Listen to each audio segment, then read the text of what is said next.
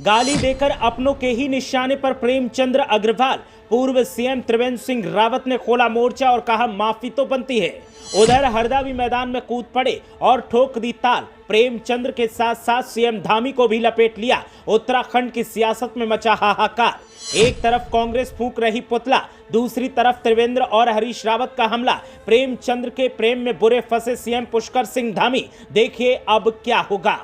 उत्तराखंड के कैबिनेट मंत्री प्रेमचंद्र अग्रवाल ने सपने में भी नहीं सोचा होगा कि जिस भाषा का इस्तेमाल वो सदन के अंदर कर रहे हैं, उस भाषा की वजह से वो अपनों के ही निशाने पर आ जाएंगे और उन्हीं की पार्टी के नेता उनके खिलाफ बयानबाजी करने लगेंगे। उन्हीं की पार्टी के नेता उनके खिलाफ उनसे माफी की मांग भी करने लगेंगे। उत्तराखंड में सियासत का दौर लगातार जारी है और प्रेमचंद्र अग्रवाल ने जो गाली दी थी, उस गाली पर अब तक बयानबाजी का दौर जारी है और एक के बाद एक नेताओं के बयान सामने आ रहे हैं। अब पूर्व मुख्यमंत्री और बीजेपी नेता, बीजेपी के मौजूदा सांसद त्रिवेंद्र सिंह रावत ने प्रेमचंद्र अग्रवाल से माफी मांगने के लिए कहा है। साथ ही साथ पूर्व मुख्यमंत्री और कांग्रेस के वरिष्ठ नेता हरीश रावत ने भी सख्त सजा की मांग की है। प्रेमचंद्र अग्रवाल के खिलाफ एक के बाद एक बयान सामने आ रहे हैं और त्रिवेंद्र सिंह रावत ने जब एबीपी न्यूज से बात की तो उन्होंने जिस तरह से इस बात का खंडन किया है, जिस तरह से प्रेमचंद्र अग्रवाल का विरोध किया है, उसने सनसनी फैला दी है। त्रिवेंद्र सिंह रावत से सवाल किया गया कि क्या प्रेमचंद्र अग्रवाल का वीडियो आपने देखा, तो उन्होंने साफ लहजे में कहा कि हां, मैंने वीडियो देखा है और वीडियो घोर निंदनीय है। ऐसी भाषा का प्रयोग नहीं होना चाहिए। अगर खुद प्रेमचंद्र अग्रवाल भी उस वीडियो को देखेंगे तो वो खुद कहेंगे कि हां, मुझे माफी मांग लेनी चाहिए। त्रिवेंद्र सिंह रावत ने कहा कि प्रेमचंद्र अग्रवाल को अपनी इस गलती के लिए माफी मांगनी चाहिए, लेकिन प्रेमचंद्र अग्रवाल हो या फिर उत्तराखंड में मौजूदा बीजेपी के जो सदस्य हैं, उनकी तरफ से किसी भी तरीके की माफी की बात नहीं की जा रही है। महेंद्र भट्ट लगातार बचाव कर रहे हैं, लेकिन पुष्कर सिंह धामी जो कि मुख्यमंत्री हैं, उनकी तरफ से ऐसी भाषा का प्रयोग किया जा रहा है जो दिखाता है कि वो कहीं ना कहीं प्रेमचंद्र अग्रवाल को बचा रहे हैं। प्रेमचंद्र अग्रवाल के खिलाफ बीजेपी के ही नेता बयानबाजी कर रहे हैं और उनसे माफी की मांग कर रहे हैं, तो सोचिए फिर कांग्रेस के नेता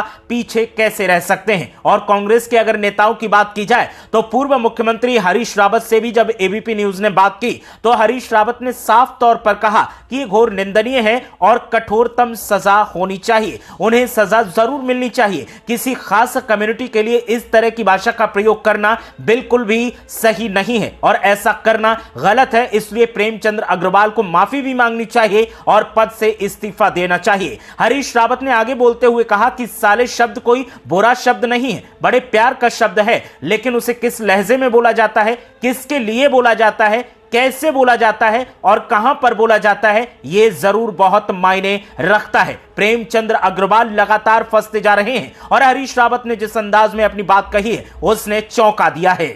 हरीश रावत सिर्फ यहीं तक नहीं रुके। हरीश रावत ने आगे बात करते हुए विधानसभा के स्पीकर रितु खंडूरी को भी निशाने पर लिया और कहा कि विधानसभा स्पीकर महोदया को भी इस बारे में ध्यान देना चाहिए। हरीश रावत ने कहा कि जिस व्यक्ति के अंदर इतना कड़वापन भरा हो, आखिर वो सार्वजनिक जीवन में कैसा होगा, आप अंदाजा लगा सकते हैं। इस मौके पर हरीश रावत ने कांग्रेस विधायक लखपत बुटोला की तारीफ की और कहा कि हम उस नौजवान विधायक को बधाई देते हैं जो पहली बार विधानसभा में चुनकर आया है और उसने लोगों के जख्मों पर मरहम लगाने का काम किया है। हरीश रावत ने साथ ही कहा कि मैं तो विधानसभा को बधाई देता हूं जो इतना गहरा आघात सहन कर गई, वरना कोई और होता तो शायद इसे बर्दाश्त नहीं कर पाता।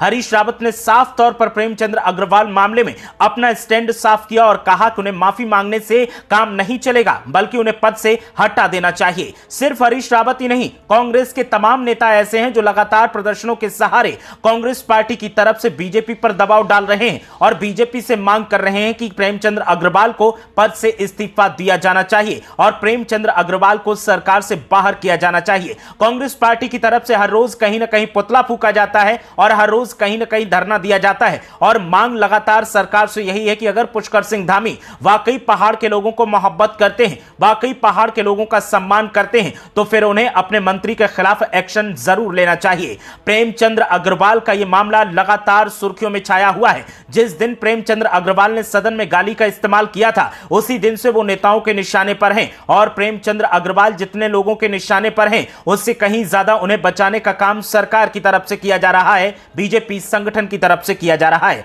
लगातार ऐसी दलीलें बीजेपी की तरफ से दी जा रही हैं जो सवाल पैदा कर रही हैं और इसीलिए विरोधी दलों के नेताओं की तरफ से प्रेमचंद्र अग्रवाल पर निशाने साधे जा रहे हैं। प्रेमचंद्र अग्रवाल ने इस बयान के बाद गंगा जी के सामने जाकर के गंगा से माफी मांगने का काम किया था और गंगा के सामने माफी मांगने के साथ ही उन्होंने यह भी कहा था कि क्या मैं एक अकेला गलत हूं। लेकिन प्रेमचंद्र अग्रवाल की ये सब बातें नाकाफी नजर आती हैं। जिस भाषा का उन्होंने, जिस तरीके से उन्होंने इस्तेमाल किया, उसने कई सवाल खड़े किए हैं और इन्हीं सवालों की वजह से अब लगातार बीजेपी गिरती नजर आ रही है। कांग्रेस पार्टी के हाथ बड़े दिनों के बाद एक ऐसा मुद्दा लगा है जिसके सहारे वो अपनी राजनीति चमका सकती है, तो कांग्रेस पार्टी भी इस मामले को लगातार तूल दे रही है और उत्तराखंड में सियासी आलम ऐसा है कि हर रोज कुछ न कुछ नया देखने को मिलता है। प्रेमचंद्र अग्रवाल मामले में जिस तरह से तूल दिया जा रहा है, उसने कई सवाल पैदा कर दिए हैं। ऐसे में आवाम ऊहापोह की स्थिति में है कि आखिर वो किस पर भरोसा करे और किस पर ना करे। जिसे उसने सर्वे सर्वा बनाया, वही लोग उसे गाली दे रहे हैं, तो आखिर आवाम जाए तो जाए कहां।